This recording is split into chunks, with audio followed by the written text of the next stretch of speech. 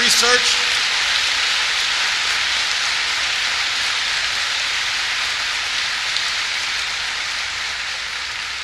almost every credible economist will tell you it's been a huge drag on this recovery. And it means that we're underinvesting in the things that this country needs to make it a magnet for good jobs. Then over the last 6 months, this gridlock's gotten worse. I didn't think that was possible. The good news is a growing number of Republican senators are looking to join their Democratic counterparts and try to get things done in the Senate. So that's good news.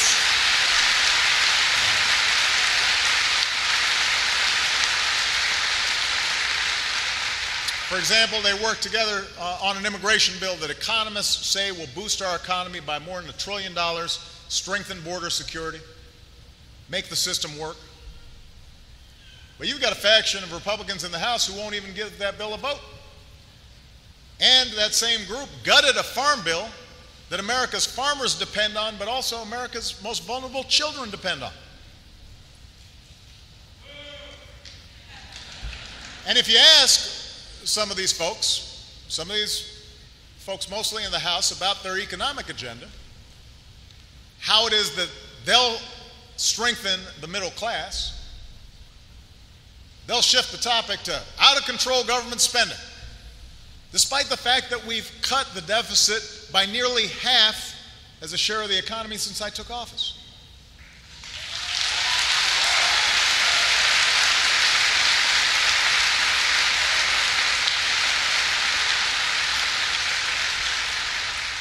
Or they'll talk about government assistance for the poor, despite the fact that they've already cut early education for vulnerable kids. They've already cut insurance for people who've lost their jobs through no fault of their own. Or they'll bring up Obamacare. This is tried and true. Despite the fact that our businesses have created nearly twice as many jobs in this recovery as businesses had at the same point in the last recovery when there was no Obamacare.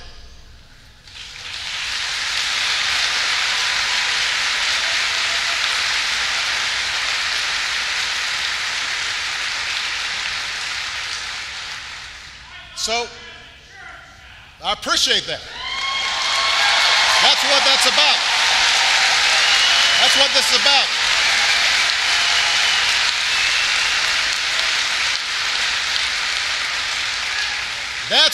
That's what we've been fighting for.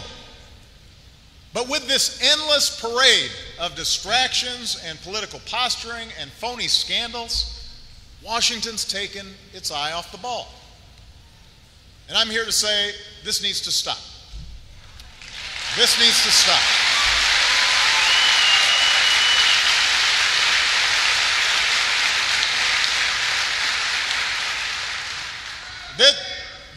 This moment does not require short-term thinking. It does not require having the same old stale debates. Our focus has to be on the basic economic issues that matter most to you, the people we represent. That's what we have to spend our time on and our energy on and our focus on.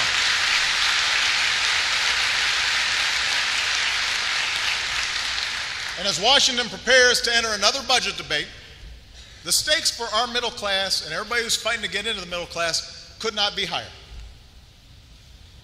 The countries that are passive in the face of a global economy, those countries will lose the competition for good jobs. They will lose the competition for high living standards. That's why America has to make the investments necessary to promote long-term growth and shared prosperity. Rebuilding our manufacturing base, educating our workforce, upgrading our transportation systems, upgrading our information networks.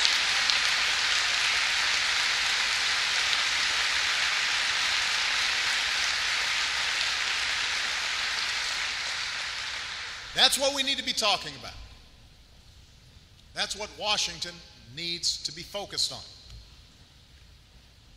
And that's why over the next several weeks, in towns across this country, I will be engaging the American people in this debate.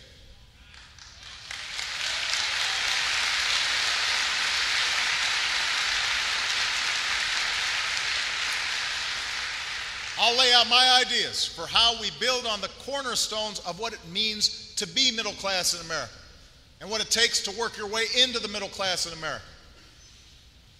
Job security with good wages and durable industries, a good education, a home to call your own, affordable health care when you get sick, a secure retirement even if you're not rich, reducing poverty, reducing inequality, growing opportunity. That's what we need.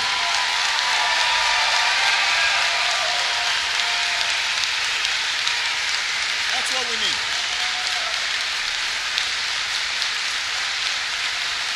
That's what we need right now.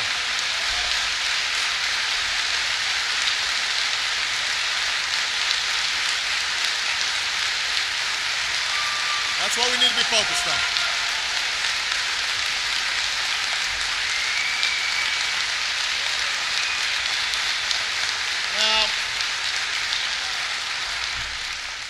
Now, some of these ideas I've talked about before. Some of the ideas I offer will be new. Some will require Congress. Some I will pursue on my own.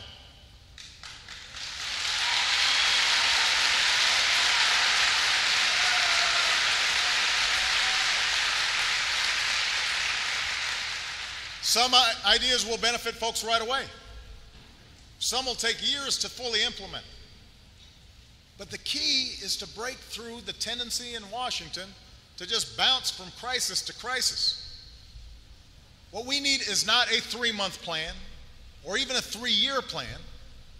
We need a long-term American strategy based on steady, persistent effort to reverse the forces that have conspired against the middle class for decades. That has to be our project.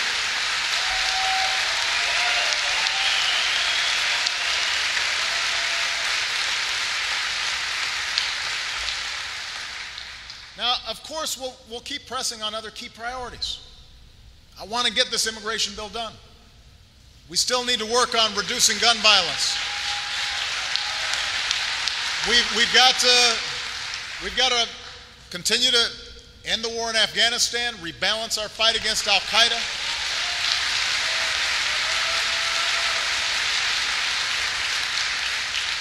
We need to combat climate change. We've got to stand up for civil rights. We've got to stand up for women's rights.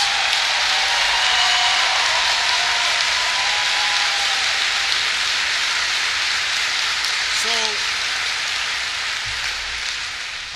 all those issues are important, and we'll be fighting on every one of those issues. But if we don't have a growing, thriving middle class, then we won't have the resources to solve a lot of these problems. We won't have the resolve, the optimism, the sense of unity that we need to solve many of these other issues. Now, in this effort, I will look to work with Republicans as well as Democrats wherever I can. And I sincerely believe that there are members of both parties who understand this moment, understand what's at stake, and I will welcome ideas from anybody across the political spectrum. But I will not allow gridlock or inaction or willful indifference to get in our way.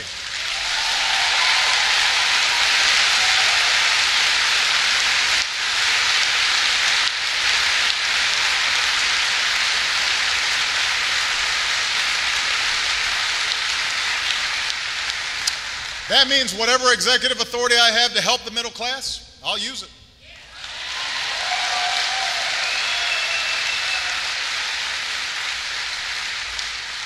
Where I can't act on my own and Congress isn't cooperating, I'll pick up the phone, I'll call CEOs, I'll call philanthropists, I'll call college presidents, I'll call labor leaders, I'll call anybody who can help and enlist them in our efforts.